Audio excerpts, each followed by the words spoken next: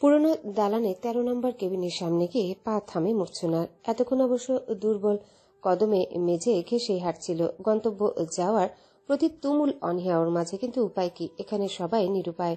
পাশ থেকে শক্তি বলে, আরে ভেতরে ঢোক, দেরি হলে আরেক ঝামেলায় পড়বি। মূর্ছনা বুক ভরে শ্বাস নিয়ে সাহস সঞ্চয় করে, কিন্তু কণ্ঠে আতঙ্ক রয়ে যায়। ফিসফিসিয়ে বলে, প্রমিস কর তুই এখান থেকে নড়বি না। আচ্ছা প্রমিস, যা এখন। ধাক্কা খেয়ে মূর্ছনা দরজা ঠেলে ভেতরে ঢুকে কেবিনের দৃষ্টি মেঝেতে রেখে বিনীত স্বরে বলে, স্যার আসসালামু আলাইকুম, আসতে পারি? ডাক্তার খলিলুর রহমান চোখ তুলে বলে, যাতে আসতে পারো সেজন্যই ডেকেছি।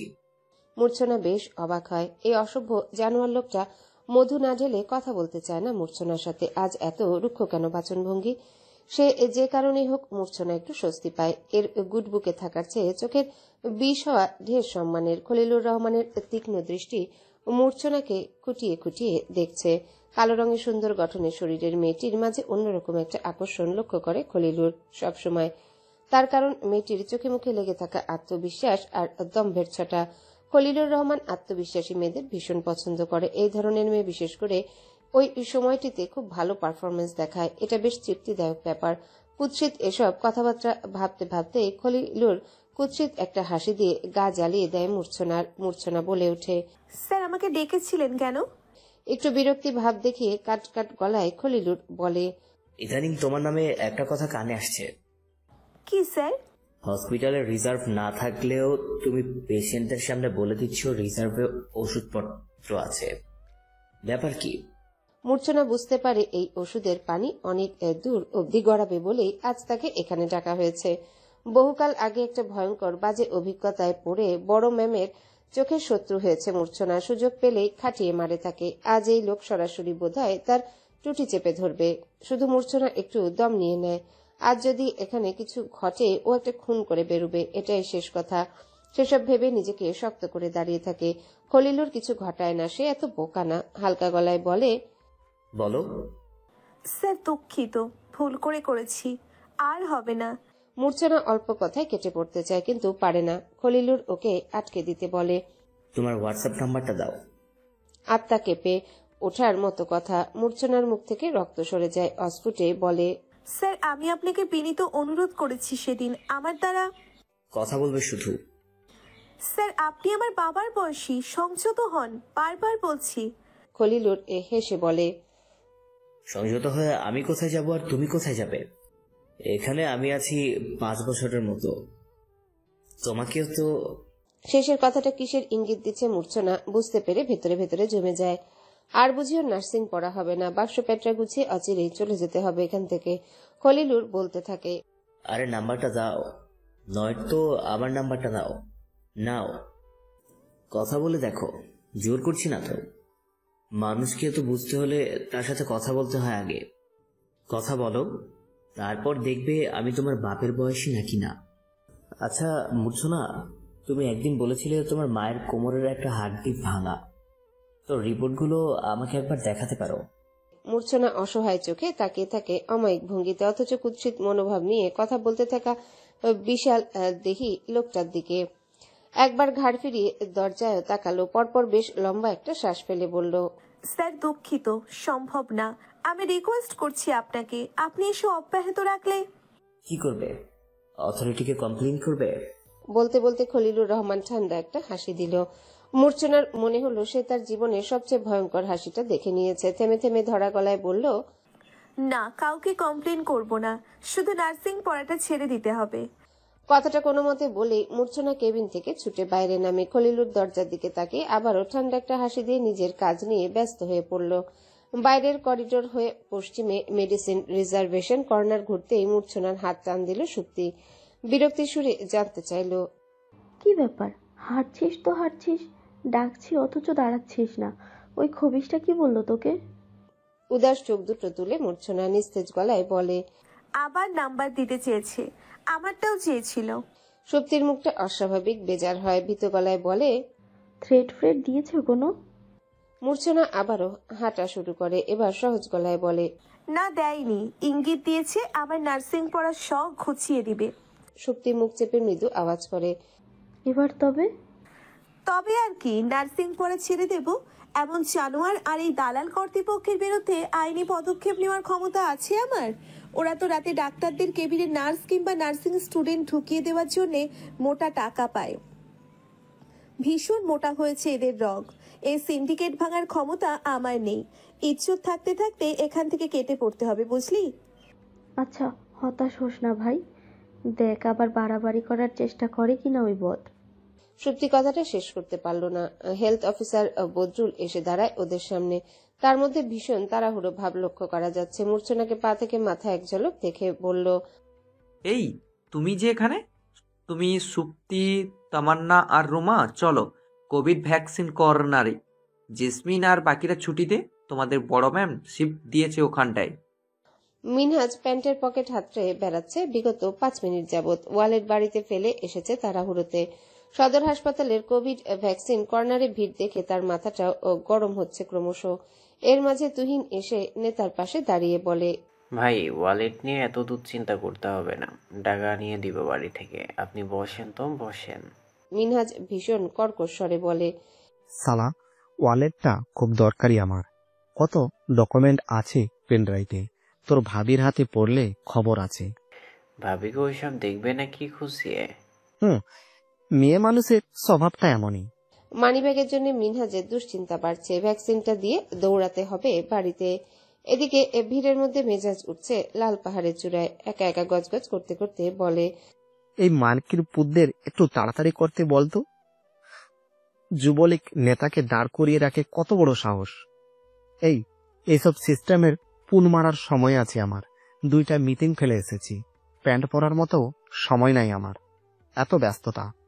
তুহিন হঠাৎ দাঁত বের করে বলে ওঠে, ভাই, প্যান্ট তো আপনার পিছনে এমনি থাকে না সারাদিন। কথাটা বলেই তুহিন ঢোক গিলে তাকায় মিনহাজের দিকে। মিনহাজের লাল চোখ দুটো তার মুখে স্থির। কিছুক্ষণ ওকে চোখ দিয়ে গিলে খেয়ে হঠাৎ মিনহাজ চেঁচিয়ে ওঠে, এই ভলেন্টিয়ারের দল আর কতক্ষণ দাঁড়িয়ে থাকবো আমি? শনিতে তোমাদের মারছে নাকি? ফাজলামি করতেছ আমার সাথে? মূর্ছনার মন মেজাজ এমনিতেই বিক্ষিপ্ত ছিল সকালের ওই ঘটনাগুলোর পরে। সার্কিট হাউস মাঠে মারপিটের ঘটনা, ডাক্তার খলিলুর রহমানের ঘটনা মনে পড়লে মুখটা তেতো হচ্ছে বারবার। এবার রাগ আর বিতৃষ্ণায় কেবিন থেকে বেরোতে বেরোতে বলে, এই লোককে একটু দেখছি। সুপ্তি চোখ কপালে তুলে ডাকলো ওকে। মূর্ছনা, খবরদার, উনি এখানকার যুবলীগ নেতা, সামলে কথা বলিস। এত ভিড়ের মাঝেও কথা মূর্ছনা শুনতে পেল না। হন্তদন্ত হয়ে মিনহাজের সামনে দাঁড়িয়ে শীতল স্বরে বলে, আপনাকে তো বলা হয়েছে ভাইয়া, আগে বাচ্চা ও মহিলারা। আজ ব্রাদাররা আসেনি বলে পুরুষদেরও আমাদের ভ্যাকসিন দিতে হবে। কিপ পেশেন্স, চিল্লাবেন না, পাশে প্রসূতি ওয়ার্ড। আরে রাখো তোমাদের জ্ঞান, আমাকে শুরুতে কেন তবে বলা হয়েছিল আর 5 মিনিট? ভাইয়া, ওরা জানতো না আজ ব্রাদাররা নেই তাই। ও, আমি জানি না। আমায় এখন ভ্যাকসিন দিতে হবে, নয়তো আজ সারাদিন এখানে কোভিডের ভ্যাকসিন বন্ধ। ওকে? এইবার মূর্ছনা মেজাজের নিয়ন্ত্রণ হারিয়ে চিল্লিয়ে ওঠে, মগের মুল্লুক নাকি? এটা সিস্টেম আছে তো, একটা সিস্টেম আছে তো সবকিছুর। এমন বেহুদা চিল্লাচিল্লি করেন কেন? ব্যস্ততা সবার আছে। ওই যে ওই মহিলা, ওনার ব্যস্ততা নেই? ওই বাচ্চাটার ব্যস্ততা নেই? অযথা চিল্লাবেন না, গালাগালি করবেন না। এখানে কুত্তার ভ্যাকসিন দেওয়া হয় না, সেজন্য পশু হাসপাতালে যান। মিনহাজ হা করে তাকিয়ে থাকে তার সম্মুখে দাঁড়ানো কালো মেয়েটির রাগী মুখটাতে। সে রীতিমতো হতবাক। ততক্ষণে মূর্ছনা অন্তদন্ত হয়ে ভ্যাকসিন সেন্টারে রুমে গিয়ে ঢুকে। এদিকে তুহিন মিনহাজের দিকে তাকায় ভয়ে ভয়ে। ভোর কাটিয়ে মিনহাজ তুহিনের দিকে তাকিয়ে বলে, এই কালীথাড়ার পরিচয় জানিস? কতদিন ধরে এখানকার নার্স, হেড নার্স রুমিন তো কখনো বলেনি আমাকে। মাথা নাড়ে তুহিন। নার্স না, সম্ভবত স্টুডেন্ট। আচ্ছা, একটু ঘেঁটে বের করিস তো পরিচয়টা। মূর্ছনা স্টোর রুমে রুমাকে পেল, বলল, এই, ওই লোকটাকে আগে ভ্যাকসিন দিয়ে আয়, ওনাকে বিদায় কর, অসহ্য লাগছে আমার ওনাকে। রুমা বেরোতে সুপ্তি গাট্টা মারল মূর্ছনার মাথায়। করছিস কি তুই? ওটা যুবলীগ নেতা মিনহাজ সিদ্দিক। তুই কি ঝামেলা না বাঁধিয়ে থাকতে পারিস না? মূর্ছনা কিঞ্চিত আতঙ্কিত হয় মিনহাজের পরিচয় জেনে, কিন্তু তাৎক্ষণিকভাবে মুখটা 3 গুণ লাল করে রাগ ঝাড়ে সুপ্তির উপর। সব ঝামেলা আমি বাঁধাই না, তোরা আমাকেই পাঠাস সবকিছু হ্যান্ডেল করতে, তাই আমি ফেসে যাই। কল বাজছে মূর্ছনার। রাগ সামলে ফোনটা রিসিভ করতে ওপাশ থেকে মূর্ছনার মা ডাকলো ওকে। মায়ের গলা পেয়ে মন মেজাজ গলে গিয়ে একেবারে কণ্ঠে কান্না চাপলো মূর্ছনার। ওপাশ থেকে দরদি গলায় বলল, কি হয়েছে?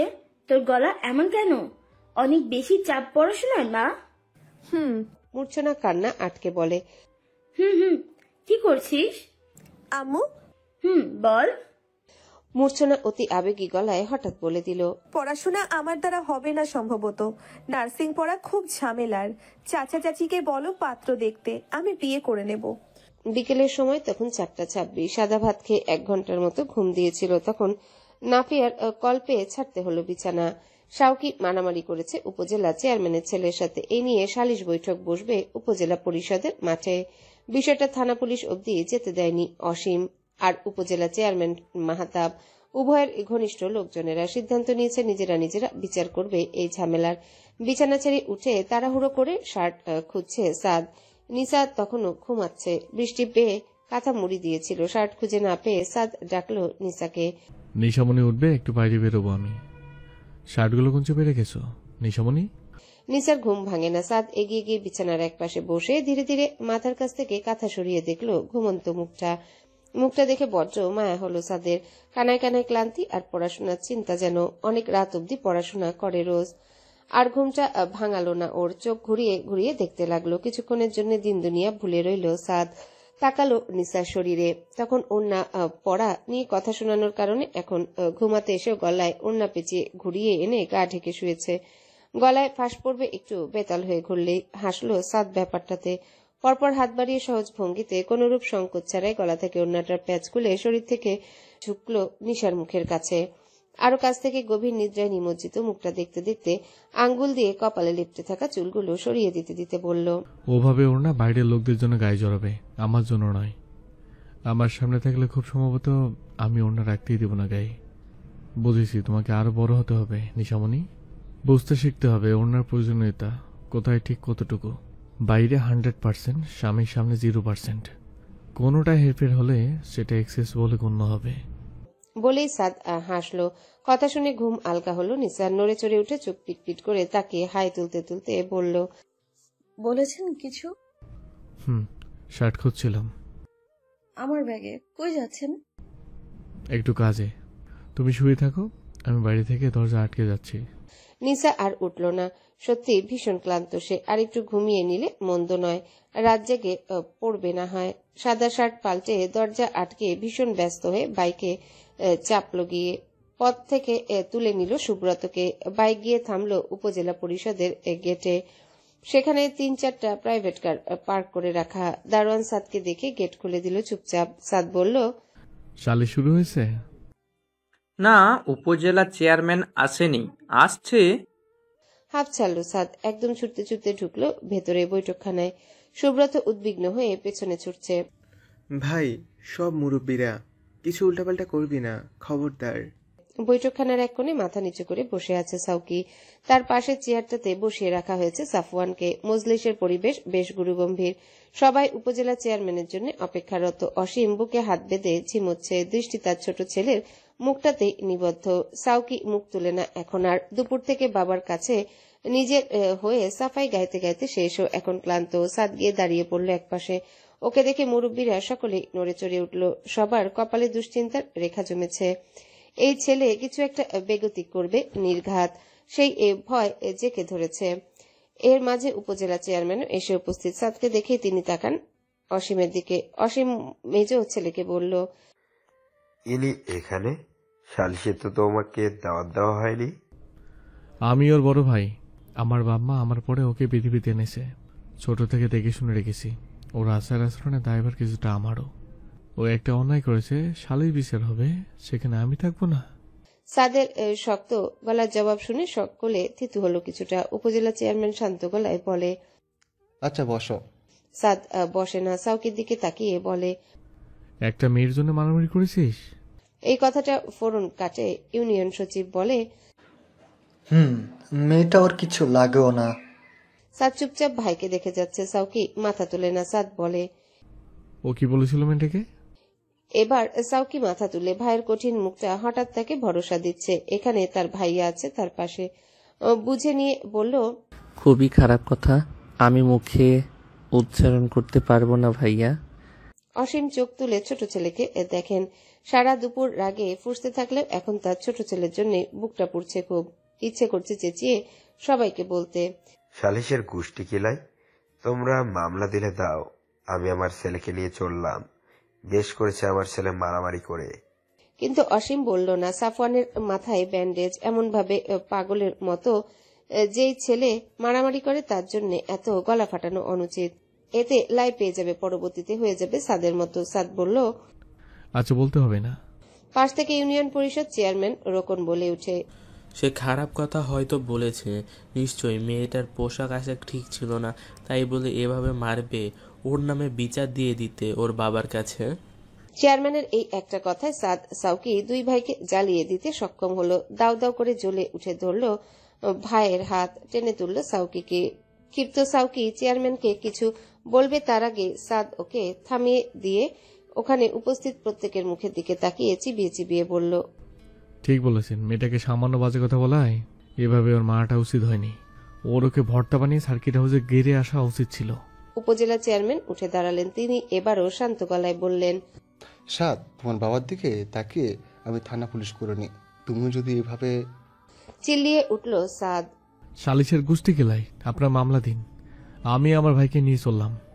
বেশ করেছে, আমার ভাই মারামারি করে, মামলা দিন, ওকে ছাড়িয়ে আনবো আমি, কিন্তু কোনো ইফতেজারের সাথে আপোষ নয়। Got it? অসীম তাকিয়ে আছে মেজে ছেলের মুখের দিকে। হঠাৎ করে অসীমের মনটা অজানা কারণে ফুরফুরে হয়ে গেল। মুখে গম্ভীরতা বজায় থাকলেও ভেতরে ভেতরে স্বস্তি শ্বাস ফেলে চুপ করে রইল। সাদ বাবার দিকে এক পলক তাকিয়ে সাউকির হাত ধরে টানতে টানতে বৈঠক থেকে নামিয়ে নিয়ে বলতে লাগলো, এরপর এমন পরিস্থিতি শুধু একা মারামারি করবি না, আমাকে একটা কল দিবি, দুই ভাই মিলে কেলিয়ে আসবো, উদম কেলানি। সাদ ভাইকে টেনে নিয়ে বেরিয়ে গেল বাতাসের বেগে। কাউকে তোয়াক্কা অব্দি করল না। উপজেলা চেয়ারম্যান অসীমের দিকে তাকিয়ে বলল, সময় আছে ভাই এখনো, ছোট ছেলেকে আপনার এই মেজর ছেলের হাতে ছেড়ে দিয়েন না, নিজের মতো বানিয়ে ফেলবে। দেখেছেন অবস্থা? আপনি বলেন আপনার বিবেক থেকে, আমার ছেলেটার কি হাল করেছে।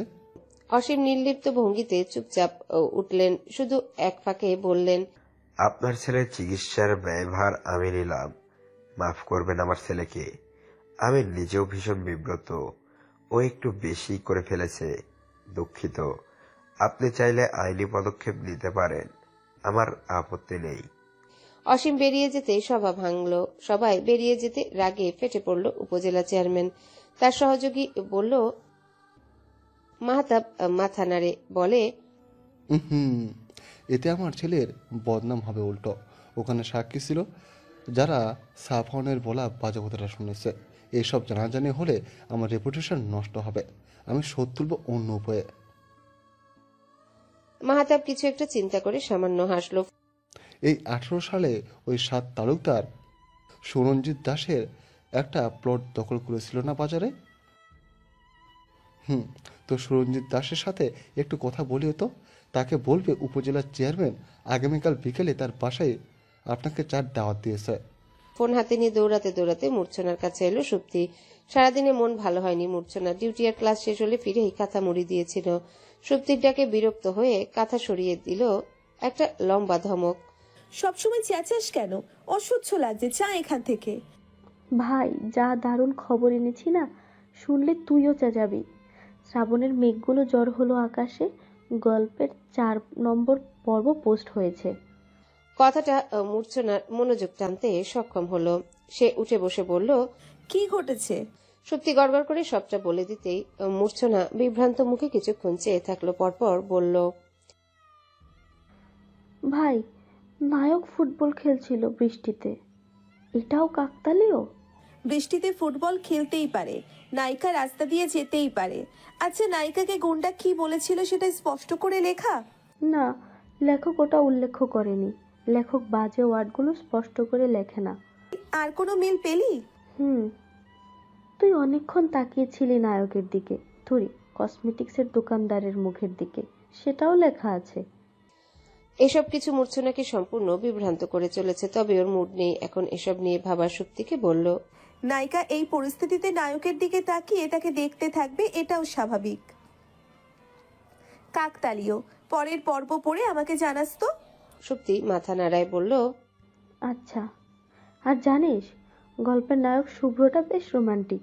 পর্বের শেষে শুভ্র মনে মনে বলছিল, আমি মেয়েটার চোখের দিকে তাকিয়েছিলাম, বৃষ্টির মাঝেও ছলছল করছিল চোখ দুটো। আমার আশঙ্কা হয়েছিল মেয়েটা হয়তো ভেবেছে ওই বাজে কথাটা আমিও তাকে বলেছি, অথবা আমিও মজা পেয়েছি। এসব আমার মস্তিষ্ক নিতে পারেনি। অহেতুক খারাপ লাগায় বুকটা ছেয়ে যাচ্ছিল। মেয়েটার জন্য মারামারি করার আগে আমি আরও একবার মেয়েটার চোখের দিকে তাকিয়েছি। কান্নার আগে চোখ দুটো গাঢ় হচ্ছিল, যেন শ্রাবণের মেঘগুলো জড়ো হয়েছে সেখানে। জীবনে এই প্রথম কোনো মেয়ের চোখ দুটো আমি এত মনোযোগ দিয়ে দেখেছি। সাউকিকে দেখে সদর দরজা থেকে ছাতা হাতে ছুটে আসে নাফিয়া। বাইরে তুমুল বৃষ্টি শুরু হয়েছে আবার। শাহনাজ বারান্দায় দাঁড়িয়ে চেঁচিয়ে উঠলেন, ওরে শিমিন, ছাতা নিয়ে বাইরে যা, ওরা ভিজে গেল তো। সাদ আর সুব্রত বাইক থেকে নেমে দাঁড়ায়। সুব্রত হাতের পিঠে মুখে লেপ্টে থাকা পানি মুছে বলে, ভিজে তো গেছি কাকিমা, আমরা ভেতরে আসবো না? সে কি, চা খাবি না?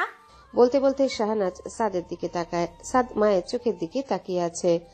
শাহনাজ কাতর স্বরে ছেলেকে বলে, মুড়ি মাখাবো, খেয়ে যাবি? মাথা নাড়ে সাদ বলে, নিশামণি একাই বাসায়, আজ বাড়িওয়ালা কোথায় যেন গিয়েছে, ভয় পাবে, আমায় যেতে হবে। নাফিয়া সাউকির মাথায় ছাতা ধরে দাঁড়িয়েছিল। সাদের কথা শুনে হেসে ফেলে বলে, তবে দৌড়াও, একদম চোখ বুজে দৌড়াও, আর গিয়ে নিশামণিকেও নিয়ে আসো। অসীম তালুকদারও তখন রিকশা থেকে নেমে ছাতা মাথায় চুপচাপ তাকিয়ে থাকে মেজ ছেলের মুখের দিকে। সাদ চট করে বাবার চোখে চোখ রেখে বিনীত স্বরে ভাবিকে বলে, ওর পড়া আছে, সময় নষ্ট হবে সেটা, আমি যাই। সুব্রতকে নিয়ে সাদের বাইকটা তালুকদার ম্যানশনের সীমানা পেরোতে শাহনাজ আহত গলায় স্বামীকে বলে ওঠে, একটু থাকতে বললে কি হতো? আপনি জানেন আপনি যা করছেন সেসব ছেলে মানুষই আর অনুচিত। হুম, আর বাপ জীবিত থাকতে নিজের জীবনে বিয়ের মতো একটা সিদ্ধান্ত একা একা দুম করে নেওয়া খুব উচিত কাজ, তাই না? তোমার বড় ছেলে একটা হিন্দু মেয়েকে ঘরে তুলতে চাইলে আমি রাগ দেখাতে গেলে সেটা অনুচিত হয়ে গিয়েছিল। তোমার মেজ ছেলে একটা নাবালিকাকে বিয়ে করলে আমি রাগ দেখালে সেটা অনুচিত কাজ হয়ে যায়। এরপর তোমার ছোট ছেলেও যখন আমাকে না জানিয়ে একটা মেয়েকে হুট করে ঘরে তুলবে, তখন আমি কিছু বলতে পারবো না, অনুচিত হয়ে যাবে। মানে আমি বাবা হিসেবে কিছু করলে সেটা অনুচিত, আর দুনিয়ার সব উচিত কাজ তোমার ছেলেরাই করে আসে। শাহনাজ স্বামীর ধমকে চুপ হয়ে গেল পুরোপুরি। সাউকি চোখ তুলে বাবাকে কিছু বল দেখে হন্তদন্ত হয়ে ঘরে ঢুকলো। নাফিয়া পরিবেশটা হালকা করতে ছুটে এলো শ্বশুরের কাছে। পা ধোয়ার পানি এনে শ্বশুরের পায়ের কাছে রাখতে রাখতে বলল, আব্বা, এসব কথা এখন রাখুন তো, আগে বলেন সালিশে কি হলো, জরিমানা হলো? না, তোর মেঝেতে উপর গিয়ে হাংকাং করে নিয়ে এসেছে শাওকিকে, সালিশ হতেই দেয়নি। দেখি এখন সামনে কি হয়। আর তুই আমাকে দুটো ভাত দে মা, সারাদিন কিছু মুখে তোলেনি। নাফিয়া নির্মল হেসে মাথা নাড়ে। ঘরে ঢুকে সাউকিকে বলে, ভাত বাড়ছি তোমার জন্য, খেতে এসো, মুখ হাত ধুয়ে। দুশ্চিন্তা বাদ দাও, যা হবে দেখা যাবে। কোনো অন্যায় করোনি তুমি। মেয়েটার জায়গায় আমি অথবা সিমিন হলে এটা না করলে আমার শ্বশুর উল্টো তোমাকে মারত। আব্বা মানুষের কথা শুনে একটু মুড অফ করে আছে। আম শিওর মনে মনে সে বরং খুশি হয়েছে তোমার উপর। চলো আসো, হাঁসের মাংস আর রুটি পিঠা বানিয়েছি, খাবে। নাফিয়া খাবার টেবিল সাজাচ্ছে। সাউকি থমথমে মুখ নিয়ে বসে আছে সোফাতে। সিমিন এসে সাউকির ডান হাতটা থাবা মেরে ধরে উল্টে পাল্টে দেখে বলল, হাতেও তো ছাল উঠেছে রে ভাইয়া, ব্যথা করছে না? সাউকি চুপ। সিমিনুর মুড ঠিক করতে বলে, জানিস আজ ফটাফট গল্পের পরের পর্বটা লিখে ফেলেছি, তোর থেকে পুরোটা শুনে। সাউকি চোখ তুলে অবাক গলায় বলে, তুই এসব ক্রিঞ্জ কাহিনী গল্পে ঢুকিয়েছিস? নায়ক নায়িকার ইভ টিচারদের মেরে ভর্তা বানায়, এসব আজাইরা কাহিনী এখন চলে? আলবৎ চলে, এই পর্বে রিচ বেশি হয়েছে আরো। সবাই তো নায়ক শুভ্রর উপর ফিদা। সাউকি আবার চুপ হয়ে যায়। মুখ থেকে মলিনতা কাটছে না কোনোভাবেই। অসীমের বেজার মুখটা স্বস্তি দিচ্ছে না। সিমিন ভাইয়ের দিকে একটু এগিয়ে বসে বলে, আরে বাবা চিল, আমরা সবাই খুব খুশি ব্যাপারটাতে। জানিস, এই প্রথম এই বাড়ির ছেলে বাইরের লোকের মাথা ফাটিয়ে দিয়ে গুন্ডামি করেছে বলে সেলিব্রেট করতে বড় ভাবি হাঁসের মাংস, রুটি পিঠা করেছে, নিজের হাতে রসগোল্লাও বানিয়েছে। কথাটা সিমিন শেষ করতে না করতেই হো হো করে হেসে উঠল সাউকি। এক লহমায় গোটা বাতাবরণ পাল্টে গেল। অসীম ডাইনিং রুমের চেয়ারে বসে ছোট ছেলের হাসি দেখছে নিষ্প্রভ দৃষ্টিতে। সাউকি পেট চেপে হাসতে হাসতে ডাইনিং রুমে উকি দিয়ে ডাকলো বড় ভাবিকে। মনটা বেশ ফুরফুরে লাগছে। হঠাৎ বলল, ভাবি আমাকে বেশি করে দিও মাংস। নাফিয়া প্লেট সাজিয়ে এনে দেবরের হাতে তুলে দিয়ে বলল, নাও, এখানে বসে খাও। আব্বার সামনে বসে তো নড়তে চড়তেও পারবে না। সাউকি আহ্লাদিত ভঙ্গিতে ভাবিকে বলল, তুমি এত জোস কেন ভাবি? তোমরা সবাই জোস, তাই সব থেকে জোস তো তোমার ভাইয়া। তাই তো আজ আমাদের বিবাহ বার্ষিকী, সেটাই মনে নেই তার। শেষের কথাটা মন খারাপ নিয়ে বলে নাফিয়া। সাউকি লাফিয়ে উঠে চোখ বড় বড় করে বলে, ও শীত দেখলে একদম মনে নেই। সরি ভাবি। আচ্ছা, ভাইয়াকে এখনো ধরনি কেন চেপে? নাফিয়া দুষ্টু হাসি দিয়ে বলে, আমি এসবে রাগটাগ করি না সাউকি। আমি জানি মানুষটা কত ব্যস্ত থাকে, তাকে বুঝি। দেখবে ঠিকই রাতে হঠাৎ মনে পড়লে আমাকে উইশ টুইশ করে মাফ চাইবে। তখন আমি আসল খেল দেখাবো। কি খেলো ভাবি? আরে ব্যাটার থেকে রাগ করে থাকার ভান করে স্বর্ণের আংটি ফাংটি তুলবো। আমি আবার লস থেকে লাভে ওঠার কৌশলগুলো খুব ভালো করেই জানি। জীবনে কোনো পরিস্থিতিতে লস খেলে নিজেকে অতি দ্রুত সামলে নিয়ে লাভে ওঠার হেডম আমার জানা আছে। একটু চালাক না হলে দুনিয়ায় টাকা মুশকিল। তুমি আসলেই চালাক ভাবি। তোমার মতো চালাক বউ কারো না হোক, অন্তত আমার না হোক। নাফিয়া হাসছে। সাউকি মুগ্ধ হয়ে ভাবিকে কিছুক্ষণ দেখে বলে, তবে তোমার মতো ভাবি সবার হোক। You are a sweet heart to me. Simin ওপাশ থেকে ভাবিকে জড়িয়ে ধরে বলল, and also to me. Drawing রুমে ছড়িয়ে পড়েছে তিনজনের খিলখিল হাসির মূর্ছনা। অসীমা শাহানাজ খেতে খেতে মিটিমিটি হাসছে। এর মাঝে শুরু হলো তুমুল বর্ষণ। আবার প্রকৃতি মেতে উঠল প্রবলভাবে। বাজ পড়ল গুটি কয়েক। নাফিয়া ছুটে গেল সদর দরজার কাছে। বাইরের বারান্দার থাই গ্লাসগুলো ছোটাছুটি করে টেনে দিয়ে সদর দরজা বন্ধ করতে যেই না হাত বাড়াবে অমনি মোবাইলের ফ্ল্যাশলাইট পড়ল নাফিয়ার মুখে। হাত দিয়ে চোখ ঢেকে নিল তৎক্ষণাৎ। ধীরে ধীরে যখন আলো কমে এলো, মুখের ওপর থেকে হাত সরাতে চমকে উঠে নাফিয়া। বিস্মিত দুটো চোখ নির্নিমেষ দেখতে থাকলো সম্মুখে দাঁড়ানো মানুষটাকে, যে ওর হাতটা দরজার কপাট থেকে সরিয়ে দিতে দিতে হেসে বলল, মুখের ওপর দরজা বন্ধ করে দেবে নাফু? নাফিয়ার বিস্ময়ের ঘোর কাটে না। অস্ফুটে বলে, তুমি? শাহেদ হাতে একটা টিউলিপের তোড়া নিয়ে দাঁড়িয়ে আছে। হেসে ওঠা নাফিয়ার দিকে এগিয়ে দিয়ে বলে, হ্যাপি অ্যানিভার্সারি নাফু। বেশ নিকটে আরেকটা বাজ পড়ল। নাফিয়ার সেদিকে কোনো ভ্রুক্ষেপ নেই। ফ্যাল ফ্যাল করে কিছুক্ষণ চেয়ে থেকে ঝাঁপিয়ে পড়ল শাহেদের বুকে। দুহাতে শক্ত করে আঁকড়ে ধরে বাচ্চাদের মতো ফ্যাচ ফ্যাচ করে কেঁদে দিয়ে বলল, ও তোমার মনে আছে? আমি ভেবেছিলাম তুমি ভুলে গেছো। তুমি ইদানিং কেমন যেন হয়ে গিয়েছো আমার সাথে। শাওকি তখন বলল, ভাবি তুমি ভাইয়াকে কথা শোনাচ্ছ না কেন? আমি বললাম, আরে ধুর, ও কত ব্যস্ত মানুষ, ঠিক রাতে কল করে উইশ করবে। এসব বলেছি আমি শাওকিকে। নিজেকে এমন মুডে রেখেছি যেন আমি একদম ঠিকঠাক। এসব অ্যানিভার্সারি নিয়ে কোনো মাথা ব্যথা নেই। তুমি উইশ না করলে কিছু যায় আসে না। কিন্তু জানো, আমি আজ সারা রাত কাঁদতাম একা একা, যদি তোমার মনে না থাকতো বিবাহবার্ষিকীর কথা। কথাগুলো গড় গড় করে বলে যাচ্ছে নাফিয়া কাঁদতে কাঁদতে। শাহেদ মিনিট খানেক চুপ থেকে শুকনো হেসে বলল, নাফু, রুমে যাই। ছাড়ো, বাবা মা চলে আসবেন। নাফিয়া ছাড়ে না, বেহায়ার মতো আঁকড়ে ধরে থাকে। নাক টেনে বলে, টিউলিপ কোথায় পেলে? বরিশাল থেকে নিয়ে রওনা দিয়েছি। ড্রয়িং রুম থেকে বেরিয়ে এলো অসীম শাহনাজ, একে একে শাওকি আর সিমিনো। সবাই চলে আসতেই নাফিয়া শাহেদকে ছেড়ে দিয়ে লাফিয়ে একপাশে দাঁড়ালো। অসীম থতমত খেলেন, বিব্রত হলেন। ছেলের মুখের দিকে তাকিয়ে বললেন, তুমি? বাবা আসসালামু আলাইকুম। কোচিং বন্ধ দিয়ে এসেছি, একটা কাজ ছিল। শাহেদ এগিয়ে এসে অসীমের হাত ধরে করমর্দন করে বলল। অসীম সালাম গ্রহণ করে তেরছা নজরে আরো একবার পুত্রবধূকে দেখলেন পুত্রবধূর চোখ ভেজা, গাল ভেজা। অসীম হাসলেন মনে মনে। শাহনাজ আর তার বিবাহিত জীবনের প্রথম দিকের কথাগুলো মনে পড়ে গেল। ঘাড় ঘুরিয়ে বড় ছেলের দিকে তাকিয়ে নাফিয়াকে বললেন, ওকে নিয়ে ঘরে যা তো মা, জামা কাপড় বের করে দে, সব ভিজিয়ে ফেলেছে, ঠান্ডা লাগবে। শাহনাজ বড় ছেলেকে কাছে পেয়ে পিঠ চাপড়ে আদর দিচ্ছিলেন। অসীম স্ত্রীকে বলল, শানু ওকে ছাড়ো এখন, ওর ঘরে যাক, আদর পরে করো, ছাড়ো ওকে। নাফিয়ার গাল লজ্জায় লাল হয়েছে শ্বশুরের কাণ্ড দেখে। দেবর ননদ আর শাশুড়ির সামনে সে কি লজ্জা। ছুটে গিয়ে ঘরে ঢুকে দাঁড়িয়ে রইল অপেক্ষায় শাহেদের। শাহেদ ঢুকতেই দরজা বন্ধ করে আবারও ঝাঁপিয়ে পড়ল ওর বুকে। আবারও বাচ্চাদের মতো আহ্লাদ করতে শুরু করলো স্বামীর বুকে লেপটে। এতক্ষণ ধরে সাদের কানের পোকা বের করে এখন হাঁপাচ্ছে সুব্রত। সাদের কোনো ভাবান্তর নেই, তার দৃষ্টি সামনে। বৃষ্টির ঝাপটার প্রবল বেগে বাইক চালানো সম্ভব হয়নি দেখে দোয়েল চত্বরের এক দোকান ঘরের নিচে দাঁড়িয়েছিল কিছু সময়ের জন্য। এর মাঝে দুইবার নিসার খোঁজ নিয়েছে। তৃতীয়বারের মতো কলটা নিসায় দেয়। রিসিভ করে সাদ বলল, ভয় করছে? আমি আসছি, ওয়েট। নিসার কণ্ঠস্বর স্বাভাবিক। না, ভয় পাচ্ছি না, পড়ছি আমি। আপনি সাবধানে বাইক চালান। বেগুনি খাবেন, ভাজবো? কথাটা বড্ড প্রেমময় সুরে বলল সাদের বউ। সাদ ঠোঁট বাঁকিয়ে শুকনো হাসলো। হঠাৎ সম্মতি জানিয়ে কল কাটতেই সুব্রত ওকে খোঁচা মেরে বলল, কি রে, হাসছিস কেন? কি বলেছে? সাদ কপাল কুচকে ফোনটা পলি কাগজে পেঁচিয়ে পকেটে পুরল।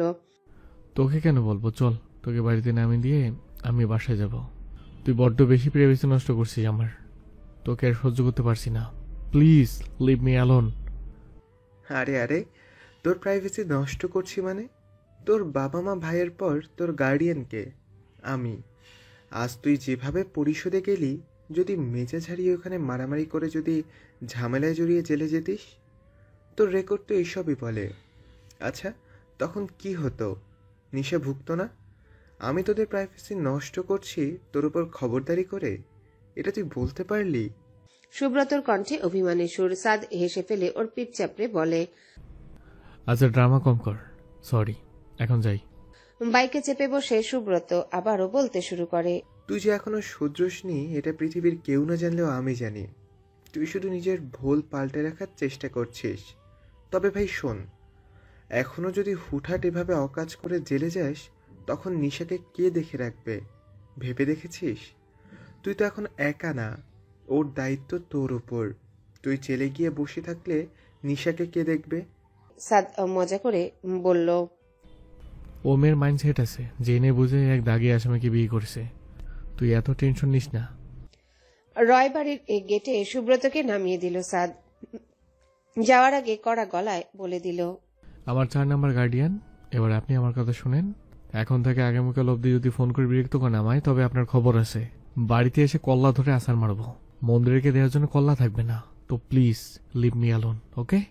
উঠানে ইট দিয়ে বাঁধানো চটানে বাইক থামিয়ে সাদ ডাকলো নিসাকে। নিশামণি গ্যারেজের চাবি দিয়েছে বাড়িওয়ালা চাচা, একটু নিয়ে আসবেন? নিসা জানালা খুলে উকি মারল। পরপর চাবি নিয়ে ছুটতে ছুটতে এলো। বাইক গ্যারেজে উঠিয়ে ঘরে ঢুকে সাদ লম্বা লম্বা শ্বাস টেনে বলল, ভয় পাচ্ছিলে?